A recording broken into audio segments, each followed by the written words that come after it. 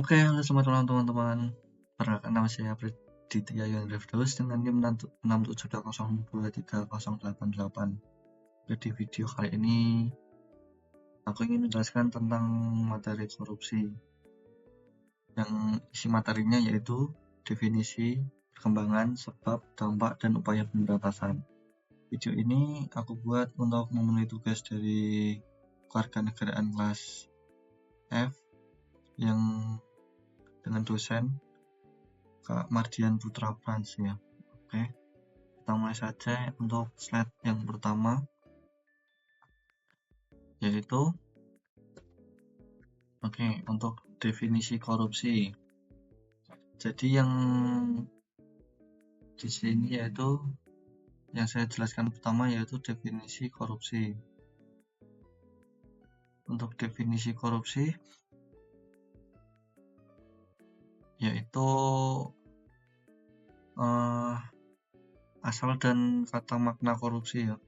Jadi korupsi itu berasal dari bahasa Latin corruptio yang berarti penyimpangan atau kebusukan. Jadi kata ini juga memiliki akar dalam bahasa Inggris corruption dan bahasa Prancis corruption yang memiliki arti serupa, yaitu tindakan tidak jujur yang dilakukan untuk memperoleh keuntungan pribadi. Kalau untuk definisi hukum di Indonesia, menurut Undang-Undang Nomor 31 Tahun 1999 tentang pemberantasan tindak pidana korupsi, korupsi adalah perbuatan melawan hukum untuk memperkaya diri sendiri atau orang lain yang merugikan keuangan negara atau perekonomian negara. Selain itu juga, korupsi juga mencakup beberapa bentuk seperti yang pertama yaitu penyuapan. Jadi, penyuapan dalam arti memberikan atau menerima suap untuk mempengaruhi keputusan atau tindakan seseorang. Yang kedua, penggelapan uang negara, yaitu mengambil atau menyalahgunakan dana publik untuk kepentingan pribadi. Yang ketiga yaitu nepotisme. Nepotisme di sini saya jelaskan. Nepotisme yaitu memanfaatkan jabatan untuk memberikan keuntungan kepada keluarga atau teman. Selanjutnya untuk slide selanjutnya yaitu perkembangan korupsi. Perkembangan korupsi di Indonesia telah terjadi dalam berbagai periode sejarah di Indonesia dengan pola yang berbeda-beda. Yang A yaitu zaman kolonial. Jadi korupsi terjadi di lingkungan pemerintah kolonial Belanda. Para pejabat kolonial sering melakukan penyalahgunaan kekuasaan seperti pungutan liar dan pemerasan terhadap rakyat. Yang kedua yaitu era Orde Lama. Itu terjadi sekitar tahun 1945 sampai 1966.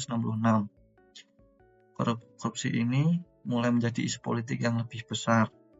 Banyak pejabat negara yang menyalahgunakan bantuan asing dan hasil ekonomi untuk kepentingan pribadi.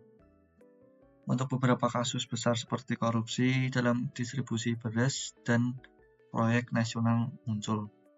Untuk yang ketiga yaitu saat Orde Baru ya. Di sini terjadi sekitar tahun 1966 sampai 1998. Korupsi menjadi terstruktur pada saat tahun-tahun ini dan terjadi secara sistematis. Terjadi dari tingkat rendah hingga tertinggi di pemerintahan. Jadi banyak pejabat yang menyelewengkan dana negara, terutama dalam proyek pembangunan keluarga. Dan kroni pejabat memiliki akses istimewa terhadap bisnis dan sumber daya negara. Untuk contoh kasusnya, ada kasus korupsi BLBI. BLBI itu bantuan likuiditas Bank Indonesia. Itu merugikan negara yang mencapai triliunan rupiah ya. Untuk yang terakhir yaitu di masa era reformasi. bilang.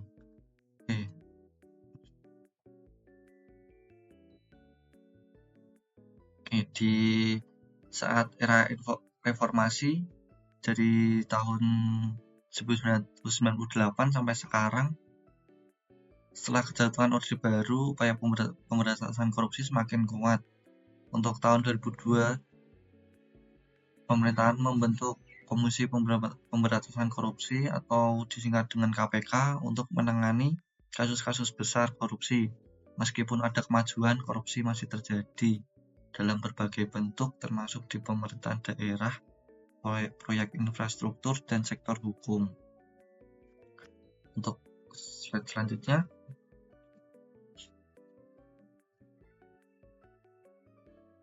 sebab-sebab korupsi.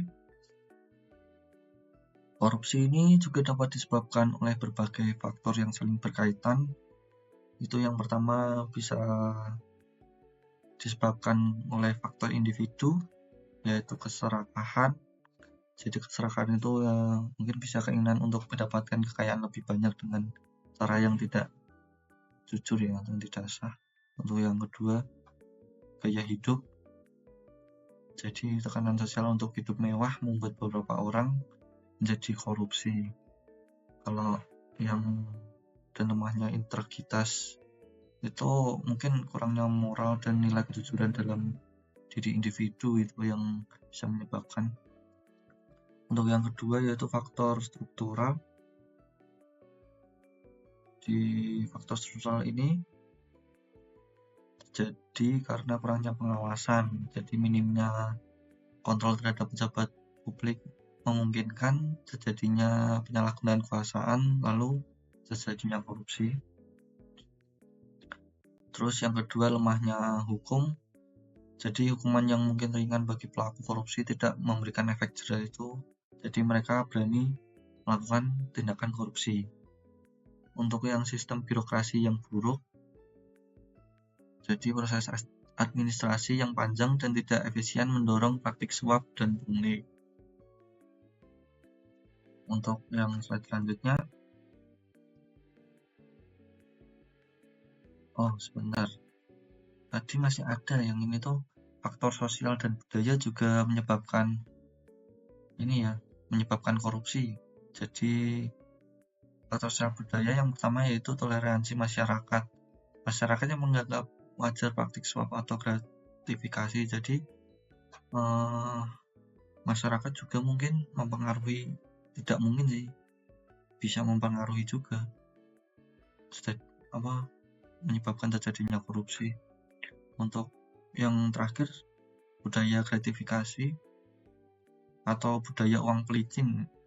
Jadi kebiasaan memberikan hadiah atau uang untuk mempercepat layanan pemerintahan.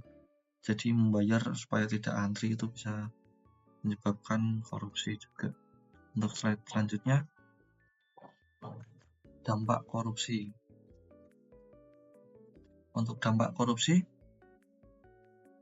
ini korupsi memberikan dampak yang luas dalam berbagai aspek kehidupan. Yang pertama, dampak dari ekonomi.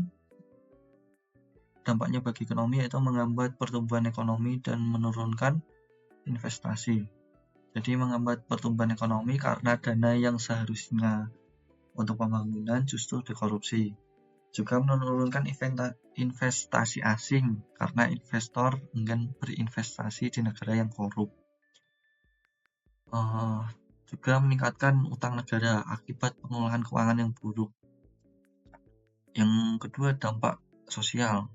Jadi dampak sosial ini meningkatkan kesenjangan sosial karena kekayaan hanya berputar di kalangan tertentu. Terus menurunkan kepercayaan masyarakat terhadap pemerintah karena pejabat sering terlibat korupsi, menciptakan ketidakadilan di mana orang kaya bisa lolos dari hukum sementara rakyat kecil sulit mendapatkan keadilan.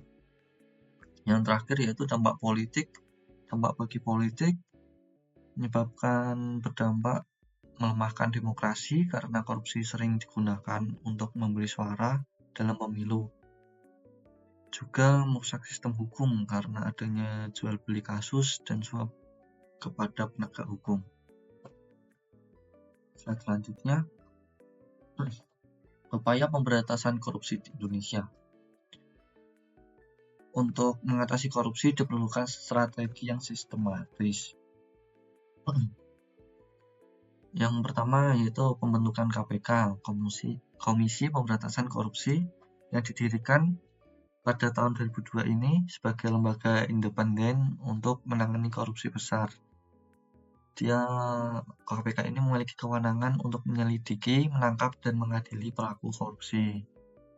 Yang kedua, penguatan sistem hukum dan peradilan. Ini meningkatkan hukuman bagi koruptor agar memberikan efek jera. Terus reformasi peradilan untuk menghilangkan suap dalam proses hukum. Yang ketiga, transparansi dalam pengelolaan keuangan negara. Itu menggunakan sistem digital untuk mengawasi pengeluaran pemerintah, mempermudah akses masyarakat terhadap informasi keuangan negara. Yang terakhir, pendidikan anti korupsi di sekolah dan kampus. Itu menanamkan nilai integritas dan kejujuran sejak dini. Juga mendorong generasi muda untuk berpartisipasi dalam pemberantasan korupsi. Itu dapat menjadi upaya pemberantasan korupsi di Indonesia. Dan yang terakhir yaitu kesimpulannya. Jadi kesimpulannya yaitu korupsi adalah kejahatan yang sangat besar dan merugikan negara juga masyarakat. Terus menyebabkan beragam mulai dari individu, sistem birokrasi, hingga budaya yang permisif terhadap korupsi. Terus yang ketiga, kesimpulannya yaitu dampaknya sangat luas, termasuk memperlambat pertumbuhan ekonomi, merusak sosial, dan melemahnya demokrasi. Yang terakhir, upaya pemberantasan harus dilakukan secara sistematis dengan melibatkan semua pihak termasuk pemerintah, hukum, dan masyarakat. Ya, mungkin sekian dulu materi yang bisa saya jelaskan yang tentang korupsi. Mohon maaf apabila kurang jelas atau terdapat kesalahan dalam menjelaskan. Mohon dimaafkan. Terima kasih teman-teman.